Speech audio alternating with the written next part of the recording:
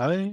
Nu vil jeg lige vise, hvordan man den her Synergy-kalender, som integrerer til Gmail og Outlook. Måden den fungerer på, det er, at man kan gå ind på synergykalender.com, og ja, så er der en forside, og så kan man egentlig bare signe op direkte herfra. Man kan gå ind, og så kan man oprette en konto. Det kan man gøre sådan her. Jeg skriver test. Så opretter jeg en konto her. Så starter flowet, og det er simpelthen, at man starter med at forbinde til Synergy. Det er via vores OAuth her, der kan man gå ind, så signer man ligesom ind med den bruger, man nu har i Synergy, som man vil forbinde til. Det gør jeg her. Og så er det tofaktor.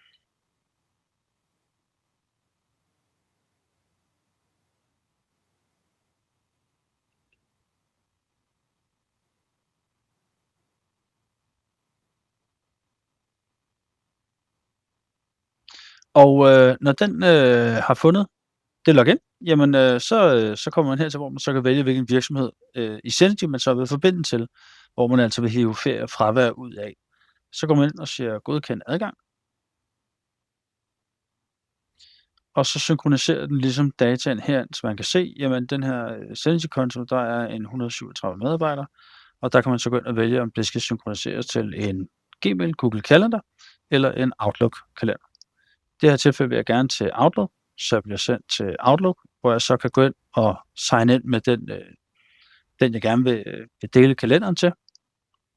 Det gør jeg her.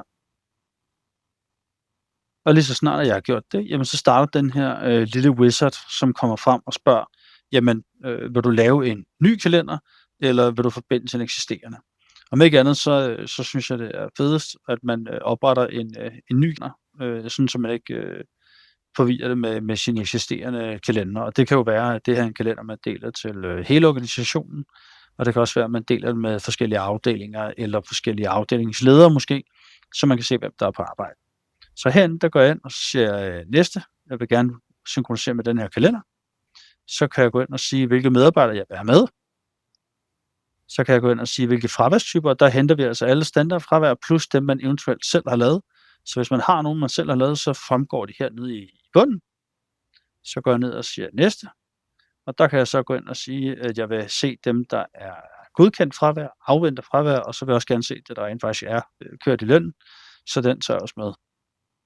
Udover det, så kan jeg vælge, hvornår jeg vil helt fra dagligt til, at når jeg trykker på knappen manuelt, og så kan vi også gå ned til hver halve time, at vi så går ind og opdaterer data.